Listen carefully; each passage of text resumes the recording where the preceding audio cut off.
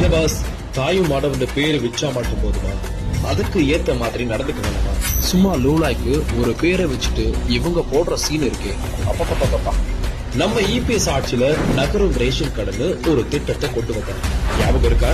Ration வண்டி சும்மா ஜம்முன்னு வீட்டு வாசலுக்கே வந்து நிற்கும். கால் கடுக்க இந்த மாதிரி வயசானவங்க அலைய தேவையே. ஆனா இப்ப நடக்கிறது என்ன? விடிய அரசு ஆட்சிக்கு வந்ததும் அந்த திட்டத்துக்கு மேல தாயும் மாணவர்களும் பளபளப்பா ஒரு ஸ்டிக்கரை ஒட்டினாங்க. சரி, ஒட்டிட்டு போறாங்கன்னு பார்த்தா வண்டியையே நிறுத்திட்டாங்க. இப்ப பாருங்க, தூத்துக்குடியில அந்த பாட்டி பொங்கல் பரிசு வாங்க முடியாம நடக்க முடியாம எப்படி தவிச்சு போறாங்க.